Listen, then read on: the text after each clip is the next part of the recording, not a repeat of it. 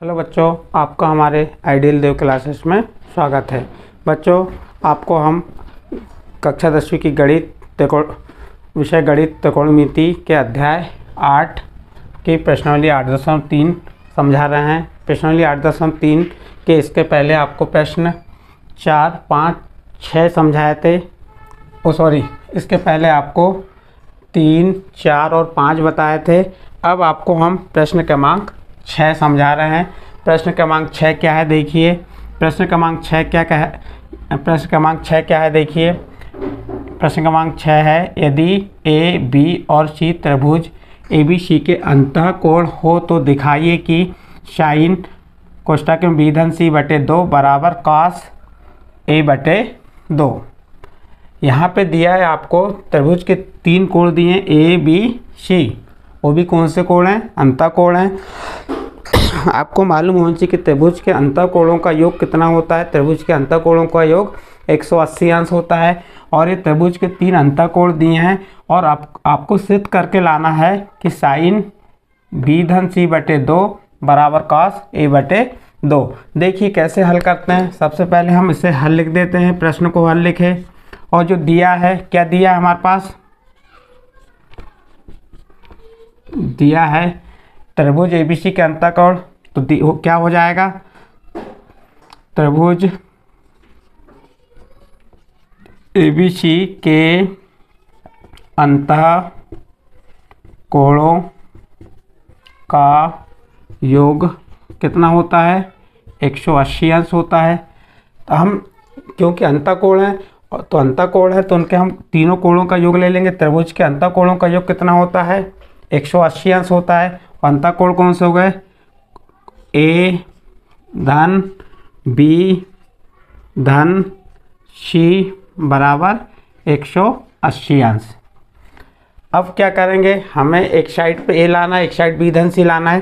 तो इस धन ए का हम पक्षांतर कर देते हैं। तो यहाँ क्या बचेगा? बी धन सी बराबर 180 धन ए का पक्षांतर की तो ऋण है। अब हमने ए का ही पक्षांतर क्यों किए, बी और सी का क्यों नहीं किए? क्योंकि हमें जो सिद्ध करना है उस पर ध्यान देना पड़ेगा। क्योंकि एक बराबर एक साइड बी धन सी है और एक साइड क्या है? ए है। तो इसलिए हमने ए का पक्षांतर किए। अब इसके भागित में 2 लाना है, तो इसके दोनों पक्षों में हम 2 का भाग दे देते हैं। दोनों पक्षों में 2 का भाग देने पर, अब दोनों पक्ष है, एक ये वाला पक्ष है, दूसरा इस पक्ष। अब जैसे बी धन सी भागित क्या हो गया? 2। उसी प्रकार यहाँ पे क्या हो जाएगा? 180 ऋण ए भागित 2। ये बी धन सी भागित 2 तो आ चुका है, तो इसको जैसा का वैसा लिख दीजिए। अब ये 2 का भाग 180 में दी तो कितने बार गया? 90 बार गया। और 2 का भाग ए में देंगे तो ए भागित 2 आ जाएगा। अब क्या करेंगे, हम साइन लाना है हमें इस साइड पे, क्योंकि बी धन सी बटे 2 इस साइड का सिद्ध हो चुका है, तो इसमें साइन लाना है निश्चित। तो इसलिए हम क्या करेंगे, दोनों पक्षों में साइन का गुणा कर देंगे। दोनों पक्षों में साइन का गुणा, या दोनों पक्षों में साइन लेने पर, दोनों पक्षों में साइन लेने पर, दोनों पक्ष कौन से? ये वाला पक्ष और ये वाला पक्ष। तो ये क्या हो जाएगा? साइन बी धन सी बटे 2। तो लेफ्ट हैंड साइड तो हमारा आ गया। यहाँ पे क्या हो गया? साइन 90 ऋण ए बटे 2। अभी राइट हैंड साइड नहीं आया है, तब देखो कैसे इसके आगे करते हैं। साइन बी धन सी बटे 2 बराबर साइन 90 ऋण थीटा का क्या होता है? देखिए ये साइन 90 ऋण थीटा बराबर कॉस थीटा होता है। तो साइन 90 ऋण ए बटे 2 का क्या हो जाएगा? कॉस ए बटे 2। देखिए हमने ये सिद्ध करके ला दिए, साइन बी धन सी बटे 2 बराबर कॉस ए बटे 2। और लास्ट में लिख देंगे इति सिद्धम। इस प्रकार से आपका ये प्रश्न 6 सॉल्व हुआ। फिर से पुनः एक बार इसको रिपीट कर दे रहे हैं। यदि ए बी और सी त्रिभुज ए बी सी के अंतःकोण हो तो दिखाइए कि, तो हमको त्रिभुज के 3 अंतःकोण दिए हैं, उससे हमें ये सिद्ध करके देना है या ये दिखाना है कि साइन बी धन सी बटे 2 बराबर कास ए बटे 2 होता है। तो हमें मालूम है कि त्रिभुज के अंतःकोणों का योग कितना होता है, 180 अंश होता है। तो हमने लिख दी त्रिभुज के अंतःकोण कौन से थे, ए बी सी, और इनका योग कितना होगा 180 अंश। फिर हमने धन ए का पक्षांतर किए। अब धन ए का ही पक्षांतर क्यों किए, क्योंकि हमें जो सिद्ध करके लाना है उस पर ध्यान देना पड़ेगा। यहाँ बी धन सी दिखा है तो हमको एक साइड बी धन सी लाना है, एक साइड ए लाना है, तो इसलिए हमने धन ए का पक्षांतर कर दी तो ऋण ए हो गया। अब 2 का भाग देने पर दोनों पक्षों में हमने 2 का भाग दे दिए। क्यों दिए, क्योंकि हमको 2 लाना था, तो ये भाग दिए। ये बी धन सी बराबर 2 का भाग 180 में दी तो 90 आ गया, ऋण 2 का भाग ए में दी तो ए भागित 2।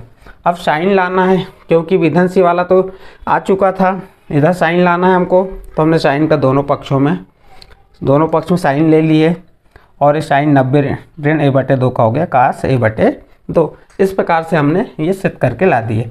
इस प्रकार से आपका प्रश्न 6 यहाँ पे समाप्त हुआ। अब इसके बाद हम आपको प्रश्न क्रमांक 7 बताएंगे।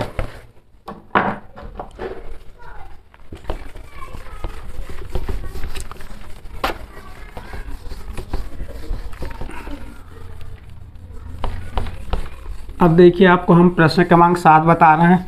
प्रश्न क्रमांक 7 क्या है, पहले प्रश्न लिख दे रहे हैं हम।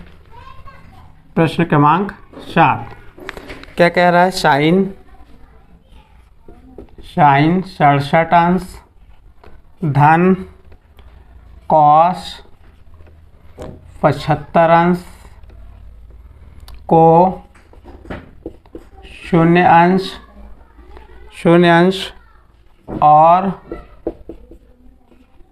45 अंश के बीच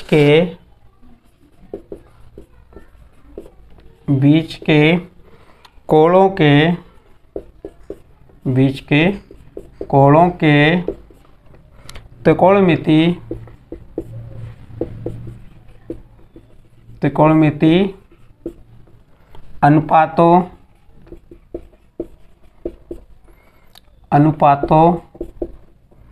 के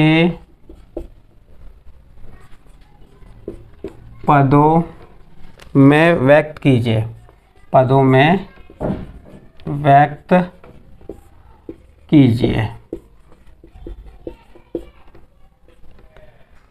अब आपका ये प्रश्न दिया है, क्या कहा इस प्रश्न में आपको, इस प्रश्न में कहा है साइन 67 अंश धन काश 75 अंश को 0 अंश और 45 अंश के बीच के कोणों के त्रिकोणमिति अनुपात के पदों में व्यक्त कीजिए। अब इसे कैसे व्यक्त करते हैं, सबसे पहले हम हल लिख देते हैं। हमारा हल लिखने के बाद जिसे व्यक्त करना है उसे लिख लेते हैं। साइन 67 अंश धन कॉस 75 अंश। अब 0 अंश और 45 अंश के बीच के कोणों के त्रिकोणमिति अनुपात के रूप में व्यक्त करना है, तो हम क्या करेंगे, इनके दोनों के मानों को हम चेंज करेंगे। साइन 90 में से कितना घटाएंगे, 67 आएगा, तो 90। अब 90 में से 67 को घटा के देख लीजिए, 90 ऋण 67, 10 में से 7 गए 3, यहाँ बचा 8, 8 में से 6 गए 2, कितना आ गया 23। तो हम 90 अंश में से 23 अंश को घटाएंगे तो कितना आ जाएगा, 67 अंश आ जाएगा। फिर धन कॉस 90 अंश में से कितना घटाएंगे कि 75 आएगा, तो 90 में से 75 को घटा के देख लीजिए, 10 में से 5 गए 5, यहाँ बचा 8, 8 में 7 गया 1, तो 15 अंश। कितना आ गया, 15 अंश। अब देखिए इसके बाद नेक्स्ट हम क्या करेंगे, साइन 90 ऋण थीटा का क्या होता है, कॉस थीटा। तो साइन 90 ऋण 23 का क्या हो जाएगा, कॉस 23 अंश धन कॉस 90 ऋण 15 अंश का क्या होगा, तो कॉस 90 ऋण थीटा का साइन थीटा होता है, तो कॉस 90 ऋण 15 अंश का क्या होगा, साइन 15 अंश। इस प्रकार से हमने क्या कर दिए, ये आपको जो शून्यांश और 45 अंश के बीच के कोणों के त्रिकोणमितीय अनुपात के रूप में व्यक्त करके बता दी। इस प्रकार से ये इसका आंसर आ गया। ये आपका प्रश्न नंबर 7 हल हो गया। सरल है, ये पेपर के दृष्टिकोण से इस प्रकार के प्रश्न बहुत महत्वपूर्ण हैं। और इस प्रकार आपकी जो प्रश्नावली 8.3 है यहाँ पे समाप्त होती है। अब आने वाले वीडियो में हम आपको इसके आगे की प्रश्नावली और सूत्र बताएंगे।